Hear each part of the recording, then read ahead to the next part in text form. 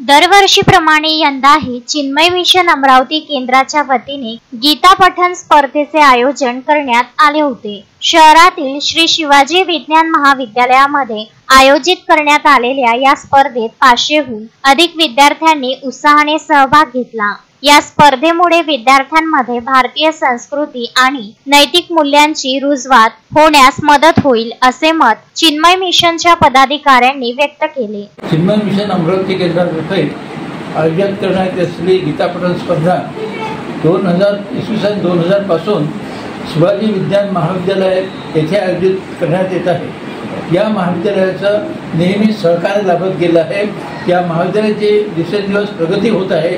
मी स्वतः इथे प्राचार्य होतो आणि आज जे प्राचार्य आहेत डॉक्टर कोरपे यांच्या काळात या महाविद्यालयाला NIRF मध्ये 91वी ग्रेड मिळाली आहे की महाराष्ट्रातील फक्त 3 महाविद्यालय 100च्या आत आहेत।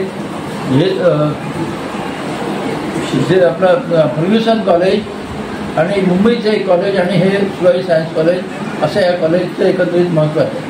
स्पर्धेमध्ये लहान मुलांपासून ते मोठ्या विद्यार्थ्यांपर्यंत विविध गटांमध्ये गीता पठण घेण्यात आले। स्पर्धकांनी भगवद्गीतेतील श्लोकांचे शुद्ध आणि स्पष्ट उच्चारण करून आपली प्रतिभा सादर केली। या स्पर्धकांनी केलेल्या उत्कृष्ट सादरीकरणामुळे परीक्षकही प्रभावित झाले। या गीता पठण स्पर्धेचा मुख्य उद्देश विद्यार्थ्यांना त्यांच्या धार्मिक आणि आध्यात्मिक मूल्यांची ओळख करून देणे हा होता।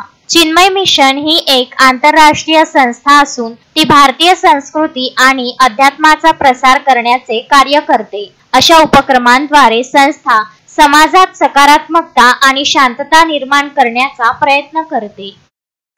चिन्मय मिशन तर्फे ही शालेय विद्यार्थ्यांसाठी प्रतियोगिता आपण दरवर्षी घेत होत आहे आणि हा चिन्मय मिशनचा उद्देश एक आहे की घरोघरी भगवद्गीता गेली पाहिजे आणि ती घरोघरी जाताना पालकांच्या सोबत पहिल्यांदा मुलांवर संस्कार, कारण ते उद्याचं भविष्य आहे, तर पहिले मुलांपासून सुरुवात केली आणि आमच्या चिन्मय मिशनतर्फे दर आठवडी भगवद्गीतेचे क्लासेस सुरू आहेत, उपनिषदाचे क्लासेस सुरू आहे।